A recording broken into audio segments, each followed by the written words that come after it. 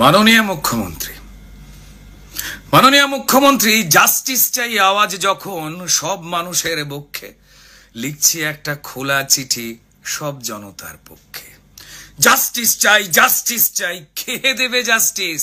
আরে প্রমাণ ছাড়া তো বিচার কঠিন, প্রমাণ তো প্রায় হাফিস। কারণ প্রথম থেকেই প্রমাণ মোছার কাজ সেরেছে পুলিশ। একটা সিভিক জেলে পুরে বানাতে চান পুলিশ। ইচ্ছা তাকে তড়ি ঘড়ি দাও ঝুলিয়ে ফাঁসি, ধনঞ্জয়ের স্টাইলে লুকো আসল যারা দোষী। বলছে লোকে আরজি করে ড্রাগ নাকি সেক্স র্যাকেট নাকি অঙ্গ বেচার কারবার।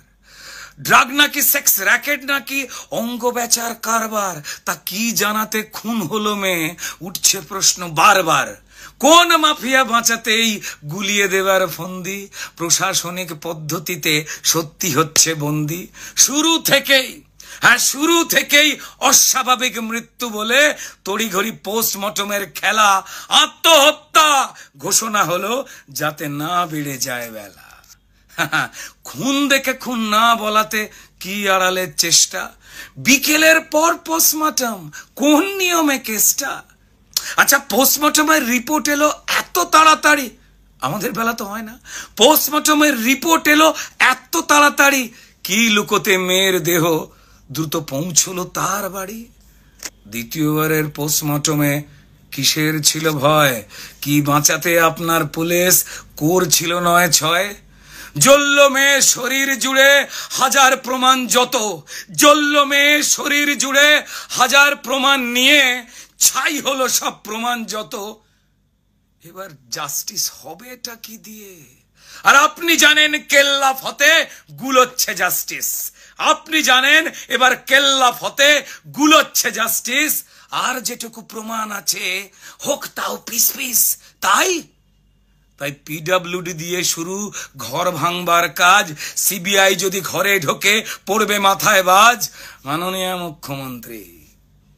মাননীয় মুখ্যমন্ত্রী কিসব তাড়ায় এসব কাজে আপনি এত মেতে? কিসের তাড়ায় এসব কাজে আপনি এত মেতে? প্রমাণ লোপাট করার খেলায় এইভাবে কেউ জেতে? কিসের নেতায় সন্দীপকে বানান প্রিন্সিপাল, ওই পাপীকে করতে আড়াল এখন নিজেই টালমাটাল। কোন চালটা কোন কলাটা পৌঁছে দিত ওই সন্দীপ সোনা? নাকি এত দিত তত হিসেব যাবেই না তো গোনা? মুখ্যমন্ত্রী মা মেয়েরা রাত জেগেছে প্রতিবাদী চোখে, মা মেয়েরা রাত জেগেছে প্রতিবাদী চোখে। তাকিয়ে দেখুন কতটা রাগ তাদের চোখে মুখে। শুধু আরজি করের ঘটনা নয়, না শুধু আরজি করের ঘটনা নয়, মুখ্যমন্ত্রী শুনুন, বছর বছর পাপের হিসেব চাইছে ওরা। দেখুন, ওরা জাস্টিস চায় সব ঘটনায় এ রাজ্যেতে রোজ্জা ঘটে। আরজি করের সলতে দিয়ে ওই ক্ষোভের বোমটা ফাটে। মুখ্যমন্ত্রী আচ্ছা, ভুলে গেলেন কেমন করে সিঙ্গুর নন্দীগ্রাম? ভুলে গেলেন আপনি কেমন করে সিঙ্গুর নন্দীগ্রাম?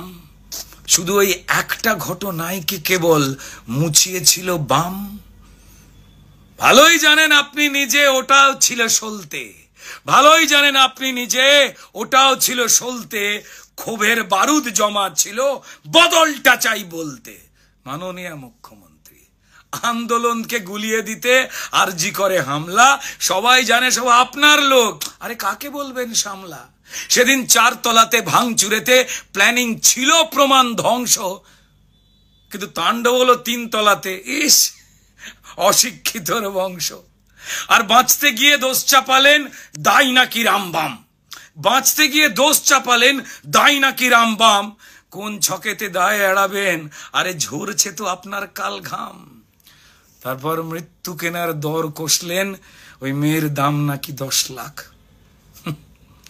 মৃত্যু কেনার দর কষলেন, মেয়ের দাম নাকি 10 লাখ। যেন আলী বাবার 40 চোর বলছে চিচিং ফাঁক। ফাঁসছি বুঝে মিছিল করেন, হে মুখ্যমন্ত্রী সবার সামনে প্রমাণ দিলেন কে আসল ষড়যন্ত্রী।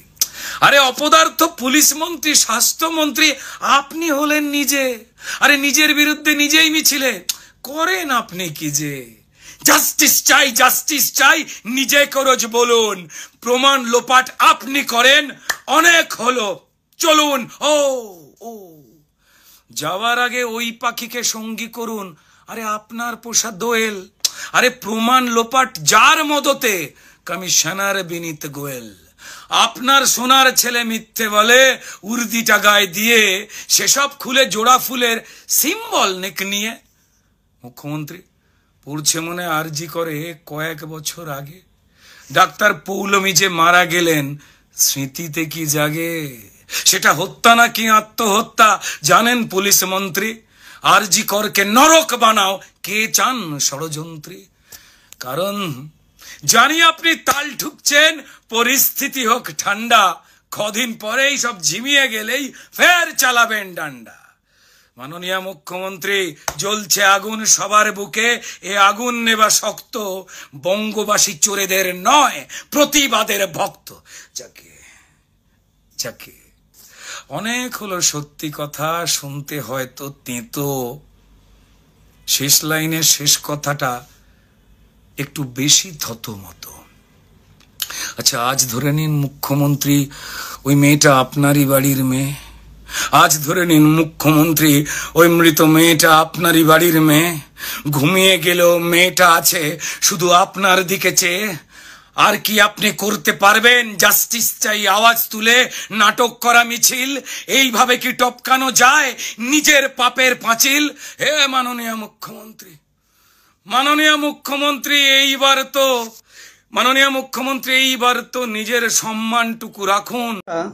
আরজিকর কাণ্ডে এখন যে উদ্র নীলের যে বয়ানটি আপনারা শুনলেন, তিনি কি করলো যে ছন্দের আকারে পুরো বিষয়টা খুব সহজেই কিন্তু বলে দিল, তুলে ধরল, তাই না? তো বিষয়টা কি এত সহজে যদি পরিষ্কার হয়ে যেত, তাহলে তো কোর্ট কি করতো, যে সিবিআইয়ের হাতে বিষয়টা না দিয়ে উদ্রনীলের হাতেই কিন্তু দিত। তো সেই জন্য আমি বলছি যে এই সমস্ত ভিডিও বাদ দিয়ে আপনারা কিন্তু এই সিবিআই যে রিপোর্ট দেবে সেই রিপোর্টের ওপর কিন্তু আমাদের আস্থা আছে, বিশ্বাস আছে। আমরা সিবিআই রিপোর্ট যতক্ষণ পর্যন্ত না আসছে ততক্ষণ পর্যন্ত আমরা কাউকে কিন্তু দোষী বলে সাব্যস্ত করতে পারি না, কেননা আমাদের সেই যোগ্যতাই নেই। আরজি করে মৌমিতা হত্যাকাণ্ডের সাথে যারা জড়িত আছে তাদের তো অবশ্যই ফাঁসি হবে। তবে একটা জিনিস করলে আমি খুব বেশি খুশি হতাম, যদি তাদেরকে লাইভ টিভির মাধ্যমে তাদের শাস্তিটা দেখানো হতো, তাহলে আর পরবর্তীতে মানে কোনো ব্যক্তি কোনো বোনের দিকে হাত তোলার কিন্তু সাহস পেত না। শুধু হাত তোলা না, কিন্তু ঘুরে তাকানোরও কিন্তু সাহস পেত না। এটি কিন্তু করা উচিত, কিন্তু দুর্ভাগ্যবশত ভারতীয় সংবিধানে এই নিয়মটি নেই। তো আমি চাচ্ছি যদি এই নিয়মটি করা হতো তাহলে কিন্তু খুব ভালো হতো, আর কোনো বোনের কিন্তু সম্মানহানি হতো না, কেউ কিন্তু কোনো বোনের দিকে কিন্তু ঘুরে তাকানোর সাহস পেত না। তো যত তাড়াতাড়ি সম্ভব চাইব যে সিবিআই সমস্ত অভিযুক্তদের ধরে শিয়ার পর্যন্ত পৌঁছে গিয়ে সকলকে শাস্তি দিক।